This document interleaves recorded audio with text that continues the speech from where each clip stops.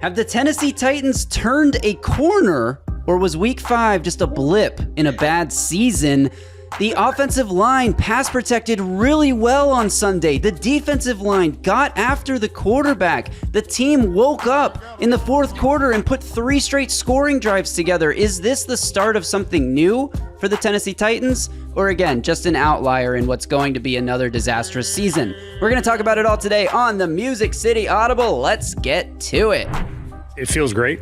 Don't get me wrong. I mean, it's super positive, and it's a whole lot easier to go talk to the team. It's a whole lot easier to come talk to you guys. Everything's, the coffee tastes a little better. The sky's a little bluer, but at the end of the day, it's just like anything else. It's just one game. It's one win. We don't want to overreact to it. We want to take the good and move on and keep those things, and then we got to correct the things we got to correct, because there's plenty of that. And so we keep trying to do things the right way, and stack doing things the right way, and hope that it continues to pay off. And yeah, we're here working because it's not that time yet. Those you earn days off by winning a couple of them, and doing that, playing well enough to win 3-4 in a row, and you can start talking about having days off, but we got to keep rolling, and our guys are on the same page, and we know we got to have another great week of practice, and we're looking to go back out west and try to get another win. Oh, welcome everyone to another episode of the Music City Audible podcast, presented by Sinkers Beverages, the premier wine, spirits, and beer store in East Nashville, in partnership with 440 Sports. I'm Justin Graver. With me, as always, Justin Melo. Justin, a little bit longer intro clip than I usually play there, but I thought that was a great answer from Brian Callahan, talking about why the team was in the building on a Victory Monday, which, around the league, traditionally you'll see a lot of teams take that day off to celebrate the win. But I love the mindset that Brian Callahan is carrying into this week. It's a change from last season when they did take those Victory Mondays off, saying, look, yeah, we won one game. It's only one game. We haven't earned the right to take a day off. I think that's the right approach to make sure that this team doesn't get a little overconfident, looking at an opponent that just lost 40-6, saying we just overcame an insane deficit in the fourth quarter. What if we're actually good now and we don't have to work as hard this week? I don't think that's going through anybody's mind, and I'm glad to hear Brian Callahan sort of reinforce that at the podium on Monday. Well, you never ask anymore, but I'm doing well. And I will say, we're like an old married couple. He doesn't even care how my day went anymore. I agree with you. The approach, the mentality. Look, when you're snapping a 10-game losing streak and you're 3-18 as a head coach going into that one, now you're 4-18. Certainly haven't earned anything, right? So, and I think, he said it. The players were on the same page. They got another winnable game ahead of them on Sunday against the Raiders, but they've got to keep putting the work in. Certainly can't get overzealous, overconfident, anything of that nature. So I'm glad that everyone in the building seems to have the right mindset. Yeah, same. So we're going to talk today, we're going to frame this whole discussion around this idea, have the Titans turned a corner. And that includes the offensive line, which has been, we expected to be much improved coming into this season.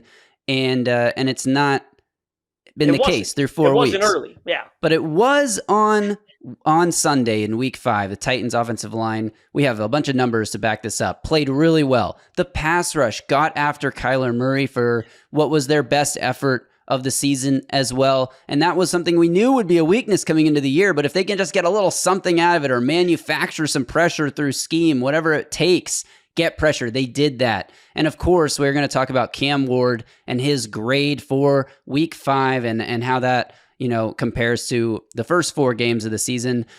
On the turn to corner theme, though, I have another quote from Callahan I want to play here that, I'll be honest, everything I just said, notwithstanding, concerns me slightly.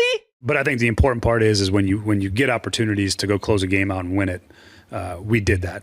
For the first time all year. And we weren't the one that was putting ourselves in position to lose. And I think that's where I'm the most proud and the most excited that maybe we've, turned a corner in that regard. So I don't know. I think you played a team that had an epic meltdown. Well, yes, everything we talked about yesterday still stands. Point, right? Like they were the ones making the mistakes, not us. And that's true. And that's totally true. A lot of games in the NFL are decided by which team makes the fewer amount of mistakes. A lot of games decided by which team makes more plays, but just as many by which team makes fewer mistakes. And the Titans made fewer mistakes on Sunday. But to say that they may have turned a corner, it's a little premature for me. They played a good quarter, and they haven't played a good fourth quarter under Brian Callahan in a long time. So that is all positive.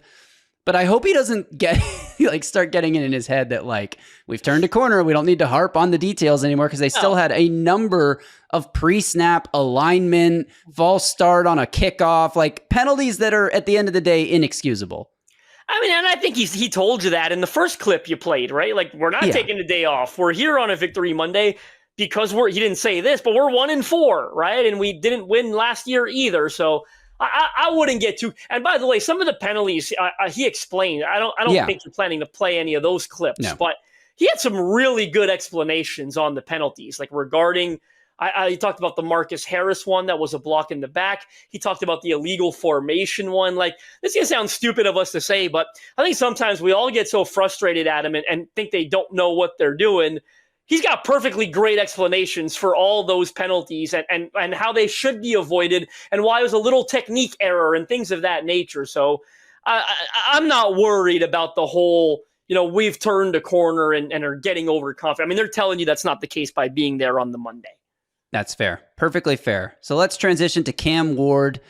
We're gonna grade his performance from this game. And Justin, this was, for 3 quarters, not a good game from Cam Ward. Now, I know there was a lot of drops. We talked about it yesterday. 5 drops, maybe 3 real drops, and 2 should have been catches, but also should have been better throw drops. There were still it still hit the receivers in the hands. Still a drop. Maybe not statistically recorded as such. But then in the fourth quarter, they put together 3 straight scoring drives. We talked about the numbers pre those 3 drives and post those 3 drives, and the insane turnaround and the historical, a rookie in a fourth quarter on the road numbers that Cam Ward put up in that game was I think it was the second most for a rookie in a fourth quarter, and the most for a rookie in a fourth quarter on the road in a win. So great turnaround, again, as we're talking about turning the corner. Great turnaround in that fourth quarter for Cam Ward. Pre-fourth quarter grade would have been really bad. Worst of the season, I think. Yeah, but probably. When you put together a drive like that multiple drives, but especially the game-winning drive, like Cam Ward did, with a hell of a throw down the sideline to Calvin Ridley, very similar actually to the one Trevor Lawrence made to Brian Thomas Jr. last night, that raises your grade. So we settled on a B, which is his highest grade yet. It makes sense to me that, it's kind of funny because he didn't throw a touchdown and he had an interception in this game. So statistically, was it his best game? It was his most yards. It still wasn't a very good completion percentage. But overall, when you lead a game-winning drive, you get bonus points because that's clutch time. That's when it really, really matters. So we upped his grade to a B because of the fourth quarter.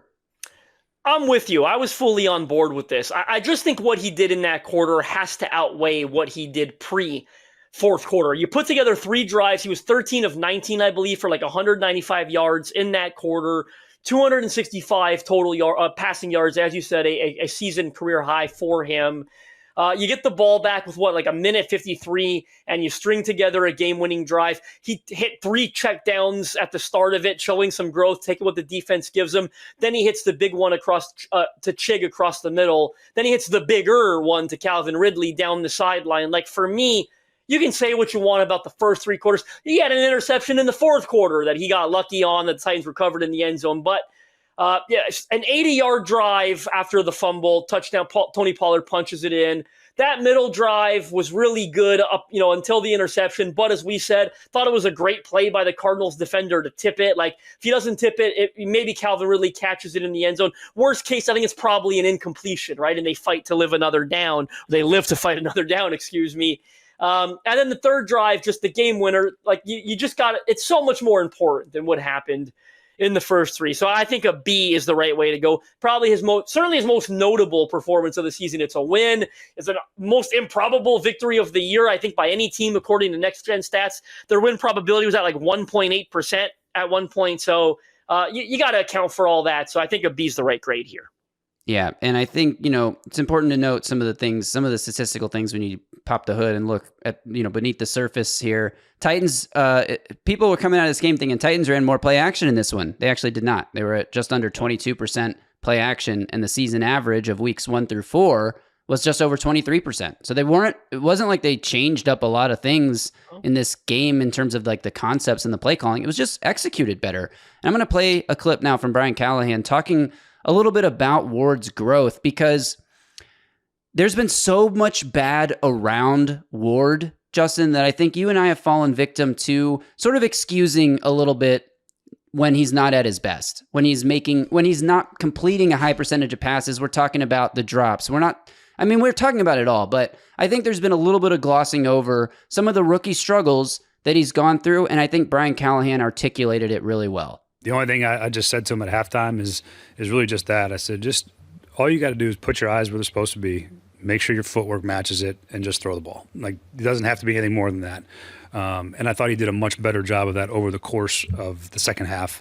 You saw the ball come out of his hand when it was supposed to, go into the places it was supposed to go. And it wasn't perfect. There's still things that were corrected in coaching, but I think I think it clicked for him a little bit in the second half is probably the best way I can describe it. And hopefully that leads to starting off the game with that sort of same mentality and being able to find those things and move the team down the field a little more consistently than we have over the first month of the season. So hopeful that the improvement is rapid. And he went on to say that he is very pleased with the pace that Cam Ward is improving at, and that he, obviously we all hope the improvement is rapid, and we all hope that they can take that fourth quarter and build on it and play that way from the jump against the Raiders. But I think hearing Callahan talk about that, it sounds to me like he's putting a little bit more of the struggles of this offense to move the ball down the field on his quarterback than maybe a lot of the fans have been willing to. He's the shiny new toy. He's the number 1 overall pick who comes in with a ton of potential and a ton of playmaking ability. But what have I said a few times on this show, Justin, is that you can make those big plays, and those plays are awesome. And to be a top quarterback in the NFL, I'm talking about the off-structure ones, the 33-yarder to I.M. Manor against Houston. Like those kind of plays, to be a top quarterback in the NFL, you have to be capable of making those type of plays. But to be a top quarterback in the NFL, you also have to be able to make the easy throws and keep the offense on schedule. And yeah, he's been dealing with a lot of drops, but I think he has fallen into a bit of a habit of locking on to his first read. Sometimes he gets a little antsy in the pocket. Who can blame him after the first 4 games? Where he rushes his process and the ball's out too early, like on the back shoulder to I.M. Manor against the Texans that was missed.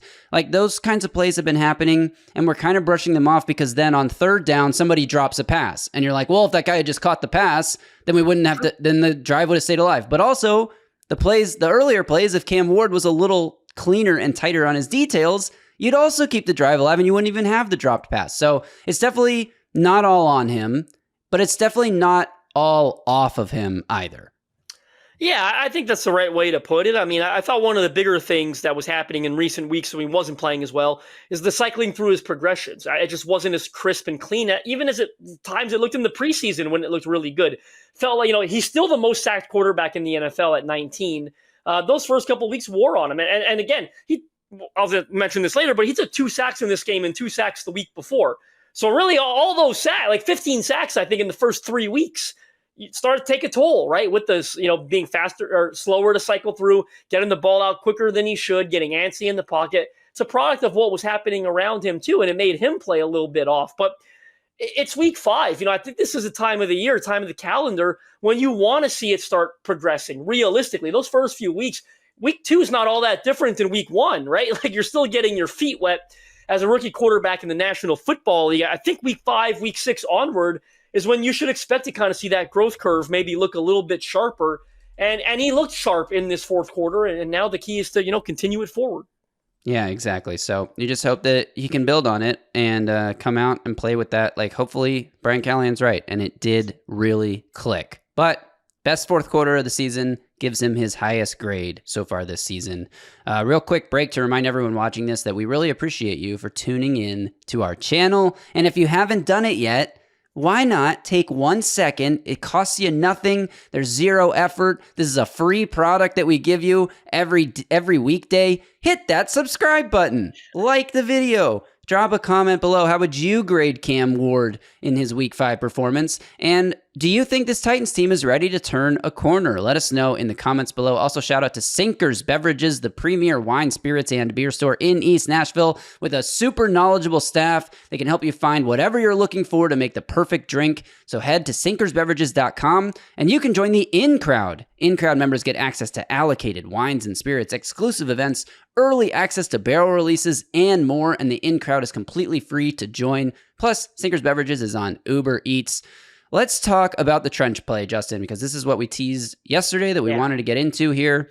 Let's start on the offensive side because that's where we saw the biggest improvement. We got some numbers on why this offensive line, not why, but that explain that this offensive line has played their best game of the season, and it wasn't even close. Do you want to get us started with that? And then I have some numbers as well. Yeah, we talked a little about this during the preview, right? The Cardinals preview episode, where they were one of the top pass rush win rate teams in the NFL. Josh Sweat was had one of the top PRWRs for short in the league at his position, and Calais Campbell was the same. And as a team, they were great. How did the Titans handle that challenge? Well, Cam Ward is sacked twice. I think what's even more impressive than that, I know you got some different numbers, but Pro Football Focus had the Titans offensive line giving up 5 pressures in this game. 5. I think Dan Moore gave up 10 in week 1 for context. Titans collectively gave up 5 pressures. 3 of them were assigned to backup right tackle Ali Udo, who in all honesty played pretty well. One of them was assigned to Brandon Crenshaw Dixon. I don't even remember when he was in the game. But the fact is, this was right. They assigned the pressure to Brandon Crenshaw Dixon, Pro Football Focus did, and 1 to Dan Moore. 0 across the board for Peter Skoronski, Kevin Zeitler, and Lloyd Cushenberry. 0 pressures. Peter Skoronski and Kevin Zeitler had identical pass blocking grades of 89.1 from PFF. Lloyd Cushenberry's was 80.4. The 2 sacks, 1 was assigned to Dan Moore, 1 was assigned to Ali Udo. I want to talk a little about Lloyd Cushenberry because I don't think you have the clip. Maybe you got a ton of clips. Brian Callahan talked about how he's been playing better. And he struggled those first couple of weeks as expected. You know, coming off that Achilles injury, it's tough to come back from that. Well, maybe he's starting to turn the corner. An 80.4 in pass pro, 0 pressures allowed. When there's good interior linemen on the other side of that ball. I talked about Calais Campbell. I talked during the preview episode last week that Dante Stills was playing good ball for them. This was a really good performance by this offensive line. By the way, adds to it, well, maybe they just got the ball out quick and ran a bunch of screens. I mean, the eye test tells you they didn't, but I've got the numbers to back it up. Next gen stats, Cam Ward's time to throw, 2.93 seconds. 5th slowest in week 5. I cross-referenced with Pro Football Focus, almost an identical time, 2.92. I love when analytics companies get along and agree. 2.92, 2.93. 5th slowest in week 5. They were protecting. That pocket was clean.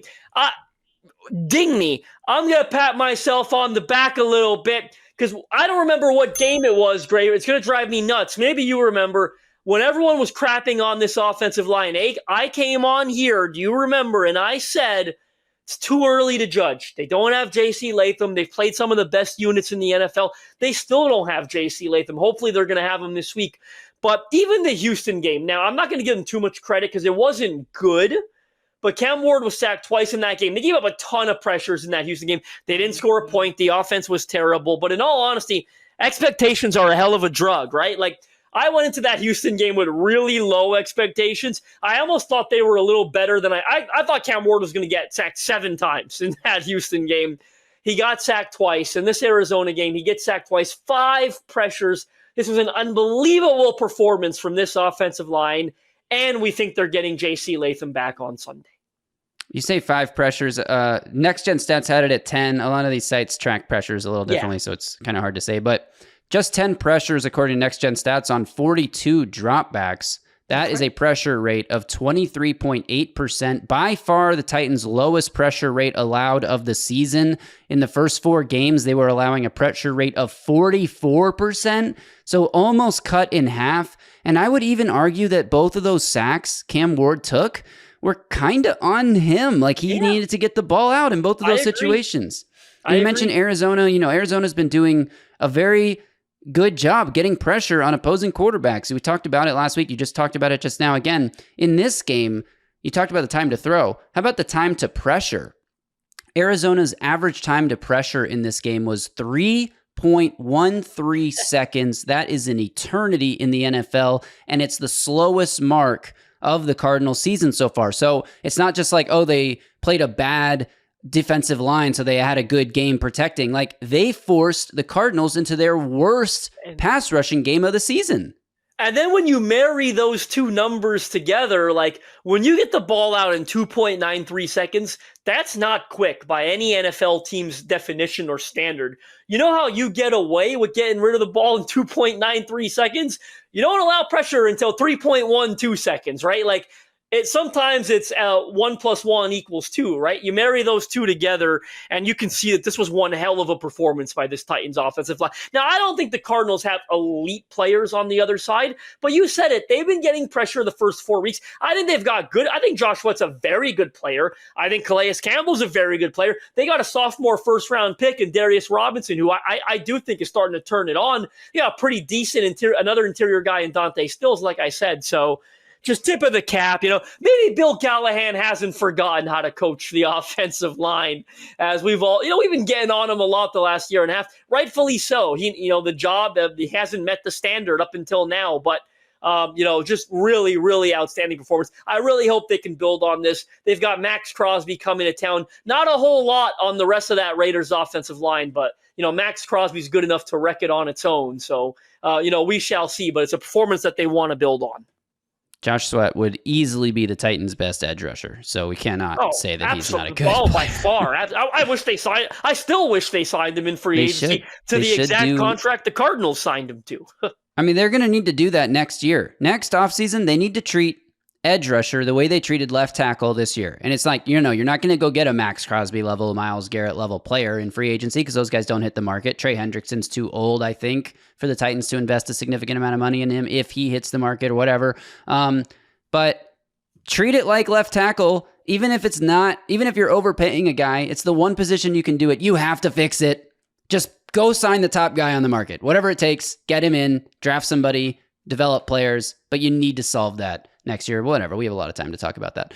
Just came to my mind.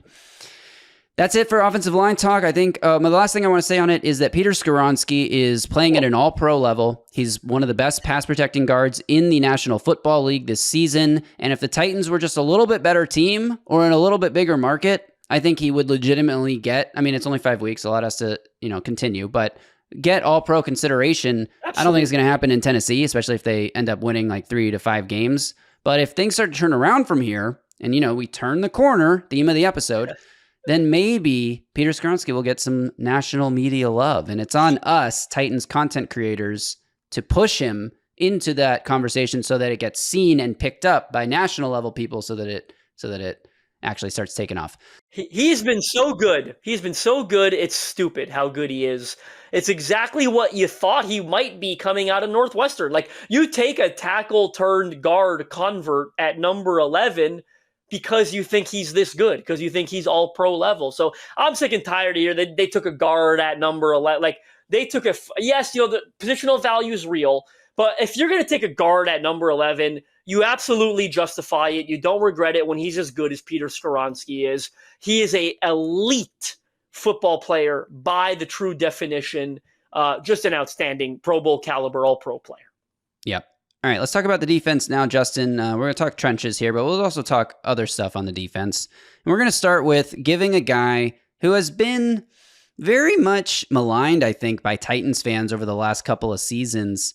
Jeffrey Simmons is a monster, and he is playing at the highest level he's ever played in his career. We talked about it all offseason. He lost the weight. He got in better shape. He really wants a double-digit sack season on his resume, but he also wants to be the best player on what is a good defense, and the Titans have not been a good defense. And they weren't even a good defense on Sunday, but they played. You know what he also wants? I'm sorry. Some more guaranteed money because there's none left on that contract. So I don't think that has anything to do with the way he's playing right now. You don't think it's a motivating factor? He fired the agent and hired a new agent. I honestly don't. I honestly don't. I think Jeffrey Simmons would be, if Jeffrey Simmons had 5 years left on a guaranteed deal or zero, I think this is part of what he wants to be as a player, just for himself. And I think in his mind, if I play well, the contract stuff will take care of itself. I don't think he's focused or worried about that at all. I think he's focused and worried about playing his best football for himself and for the team and taking the next step to become a true superstar level defender. Now, because again, he plays for the Tennessee Titans, a 1-win team in a small market, he's not a superstar, but he is a known name around the league and around NFL fans who are not Titans fans. And he currently leads all defensive tackles in the NFL. Credit to Mike Herndon for tweeting this stat.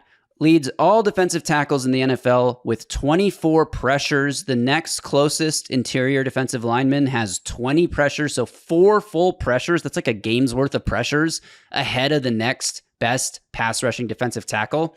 And according to Next Gen Stats, in Sunday's game, he generated a season high 6 pressures. He had 1.5 sacks on 35 pass rushes. That's a 17% pressure rate. He also faced the lowest double team percentage on his pass rushes that he's seen all season.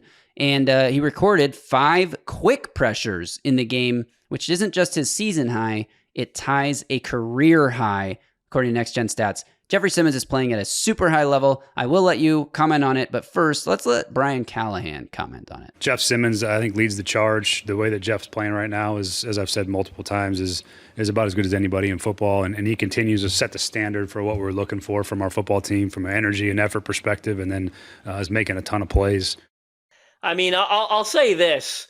Is he the Peter Skoronski version of the defensive line? I mean, he's the best defensive tackle in football right now. I don't know who came up with the Cardinals' offensive game plan, but not double-teaming Jeffrey Simmons probably wasn't the best strategy. I don't know what they saw on tape on Jeffrey Simmons and the other Titans rushers. Like, what are you doing with that extra blocker, if you will? Like, you're double-teaming Jeffrey Simmons. But just an elite football player. I mean, can you imagine? We talked about the trade deadline episode a couple weeks ago, like, things change quickly. Can you imagine the Titans trading Jeffrey Simmons now? Like, I honestly can't. Like, not a lot has changed in the sense that they're still a rebuilding franchise. They still need as much draft capital as they can get their hands on. But I know the age thing makes a difference, but A.J. Brown, Treylon Burks, right? Like, you don't trade Jeffrey Simmons and then hope you can draft a replacement. Like, he's just playing at such a high level right now. He is going to make the Pro Bowl. There's no doubt about that in my mind. Doesn't matter what the Titans' record is. He's made multiple Pro Bowls, so he's got that reputation. And when he's playing as well as he is, I think there's no doubt that he's going to make another trip down there. Not a whole lot to add. This staff just loves him, and I don't think there's a chance in hell that they're trading him in 2-3 weeks from now. Nor should we they. did. We did an episode last week on trade candidates, or was that 2 weeks ago? I don't know. It all bleeds together. Where we both agreed we would not trade Jeffrey Simmons, and I think that's the right move. And the question to me isn't whether or not he makes a Pro Bowl this year. I think, like you said, that's a given. If as long as he stays healthy, that's a given. I think the question is, does he make All Pro? Talked about Peter Skoronski would be if he was in a bigger market. I think Jeffrey Simmons has a chance in this market to be the first team All Pro defensive tackle in 2025. So he has to keep it up, But I think that he can. He's up to 4 sacks in 5 games as an interior player. That's awesome, So let's see if he can keep that rolling. Another guy I want to talk about and just give a shout out to on the defensive side of the ball is Cedric Gray. Cedric Gray has arrived. Cedric Gray, I bet Titans fans don't know this. Maybe you think it's possible because you've seen his tackle numbers from the last 2 games. Cedric Gray is tied for 3rd in the NFL in total tackles. And not only was he playing defense this past week, he was also playing special teams. Super productive. He's really starting to play well. He plays the game you need to play at linebacker. He plays downhill. He plays physical, and he finds the ball. I mean, there's no substitute for a guy that can get the ball carrier on the ground and tackle it. I think what's even more impressive, too, is I think he played 56 snaps of defense, and then he added 17 more special team snaps because we had some injuries in the second half, and he took more snaps than anybody on our team yesterday, and then played well on special teams on top of it. So he's really come along. He's growing. He's becoming the type of player we envisioned him being. He's still got things to keep cleaning up, but his production on the ball is undeniable, and his physicality and how he plays is what we're looking for. Do we owe Rand Carthon an apology for drafting Cedric Gray? Well, I think what's crazy is, can you imagine, like, rewind to the preseason? You and I were convinced for a long time that James Williams was going to be the starter at that spot. I mean, James Williams was getting all the first team reps the first, like, 3 weeks of training camp. Like, Yeah. it's crazy how what's a Steve Carell, the turntables, essentially, because I just, kudos to Cedric. We loved him coming out of North Carolina. You and I both did. Glad to see him finally living up, finally, it's a year and a half into his career, but living up to that potential, playing the way he's capable. I don't think it's perfect, not to be a Debbie Downer, but Titans have still allowed a lot of big runs up the middle, and I'm going to put that occasionally on the linebackers. I think when you look at those reps, the Puka, not all of them maybe, but you got the Puka Nacua run, the Emery Demercado one this past year, the Woody Marks one. Safety's missing tackles on those plays too. It's not a one-man job, don't get me wrong, right? But the point is, I think there's probably some areas, a couple reps he'd like to have back and maybe do a little bit better in. But it's 17 tackles, I think, 2 weeks ago. Yeah. Like, just an outrageous number. Hats off to Cedric Gray. Really great development for this team that needs more answers, long-term answers at positions. Good to know that they got a multi-year solution there at linebacker. Yeah, and it's all part of turning the corner. His guys like Cedric Gray, who are, not propping themselves up, but are being pushed up into bigger roles and every down roles, essentially, who have never done it before in their career. You don't turn the corner unless those guys start to play well and it starts to click for them. And I think that that's sort of what we've seen the first 5 weeks of this season is there has been a lot of growth from week one. There's been a little bit of regression in some areas too, like with Cam. We talked about Cam not going through his regression, as well or whatever, but it came back online in the fourth quarter. And you guys, Cedric Gray, the offensive line, the pass rush, like guys are getting better. The offensive line gelling, like to turn the corner, all these things have to come together, and they're starting to come together. And another guy that applies to is L'Jarius Sneed, who's coming off a long absence without playing any football and had a decent week one where he didn't play a lot of snaps, had a pretty good week two, wasn't so good the last two games, especially the Houston game. I mean, holy crap. And then this past game, he's great. L'Jarius Sneed was actually great in this game. And one of the things the Titans did as an adjustment, which I was sort of chatting about this with you guys at the beginning of the game, is the Titans opened the game with Jalen Armour Davis, one-on-one single coverage with no safety help against Marvin Harrison Jr. And he got burned multiple times in that alignment. And then they started putting Sneed on Marvin Harrison Jr. And it wasn't an every down thing, and it wasn't like a follow him across the field and line up wherever he lines up, shadow him like a number one corner thing. But it was a lot more of a concerted effort to get your best defender on the other team's best receiver. And guess what? Marvin Harrison Jr. had one catch over the last 3 quarters of that game, because L'Jarius Sneed was the one that stepped up and started defending him well. He was making huge tackles in the run game, especially in the fourth quarter when the Titans needed to force those 3 and outs to get the ball back. He was coming up in run support. He was a physical player. Obviously, we all know he's the guy who chased down Amari DeMercado, and whether or not he had any impact on DeMercado actually fumbling, I still believe that he did not. Just the way DeMercado started slowing down, it didn't seem like he knew Sneed was there or cared at all, and Sneed definitely did not punch the ball out. Like DeMercado just finger rolled it into the end zone. But Sneed talked about how he thinks DeMercado definitely knew he was there, and then he definitely thinks it had an impact. And everyone, including us, are praising the hustle that shows, because I mean that's a play where that guy's putting the game at 28-6, and like there's very low chance that Sneed catches him. It doesn't matter. He runs as fast as he can. He hustles his ass off. He shows that fight and that resilience, and it leads to a very positive turn of events for the Titans. So shout out to L'Jarius Sneed, because he's another guy that's taking a lot of flack. You were so mad at him last week when he gave up the 2nd and 33. We all were. I don't blame you. I was mad at him during the game on Sunday. I was texting in the group chat about it, but we couldn't. And obviously, with broadcast angles, we can't see really what's happening down the field. But when that second half hit, and you see him start to make plays on your broadcast, it's like, okay, this guy is getting it back. Like being out of football that long, it can take a little bit of time to shake the rust off, like we're seeing with Lloyd Cushenberry, like we're going to talk about with Kevin Winston Jr. in a second. Like that's part of the process. Of course. And, he's got to stay healthy, and hopefully he does. He played well on Sunday. I will say, I don't understand the strategy going in. Like, why isn't he covering Marvin Harrison Jr. to begin with? Like, like the 1+1, I said, right? Like the Cardinals don't have a very good number 2 receiver in Michael Wilson. Titans don't have a number 2 corner in Jalen Armour-Davis. So why isn't Snead covering Marvin Harrison Jr. essentially all the time? You're paying him shadow money. You're paying him follow the other guy around money. And this felt like one of those, maybe Marvin Harrison doesn't deserve yet the Justin Jefferson, Jamar Chase treatment, if you will. But I mean, to me, it's like, I'll take my chances with Jalen Armour-Davis on Michael Wilson and let me have L'Jarius Sneed on Marvin Harrison all the time. So, glad they got to it eventually, but maybe it could have prevented some of the big plays Marvin Harrison Jr. made early. Yeah, or if you're not going to put Snead on him from the jump, then at the very least, give him some safety help. Well, and I know he did have safety help on those. He did on the one deep catch that was ruled just short of the end zone. He had safety. Xavier Woods got mossed. I mean, it wasn't like Xavier Woods was in a bad position. It wasn't like Jalen Armour-Davis was in a bad position. Marvin Harrison Jr. made a great play on the ball, and sometimes that happens, and that's why he was a number 4 overall pick.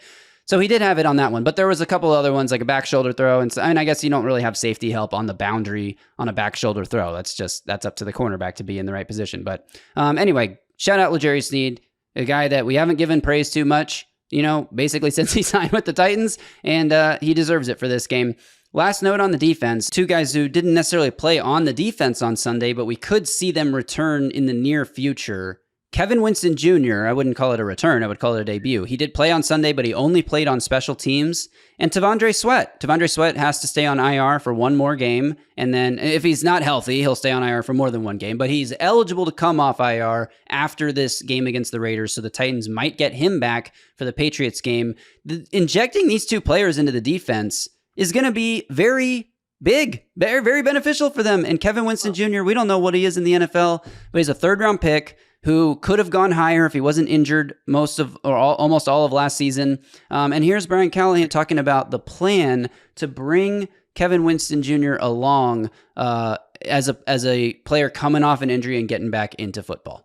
Kevin did some really good stuff on special teams. You see him, he's getting his legs back underneath him. It was good to get him out on some game action. It's been a while, I think 13 months since he's played in the game.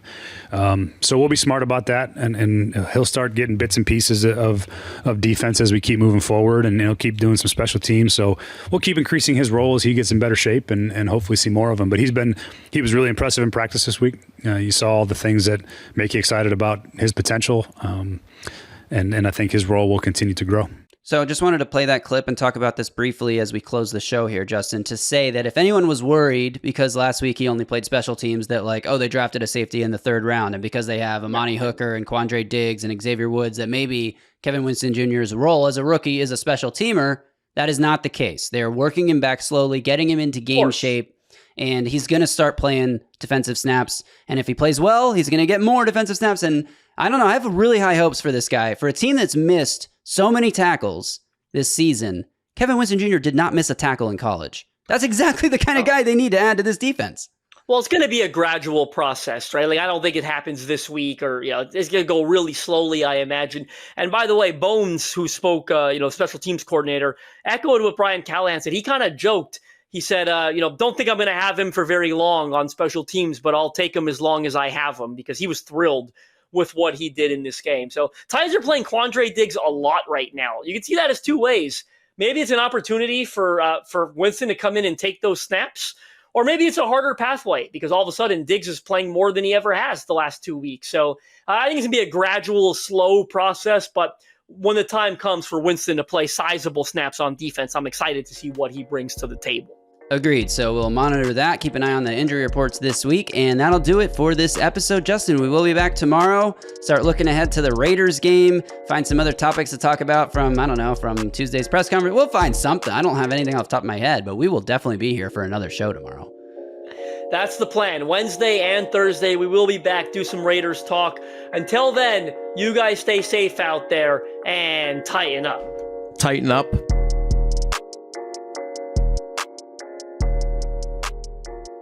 A Broadway sports media production.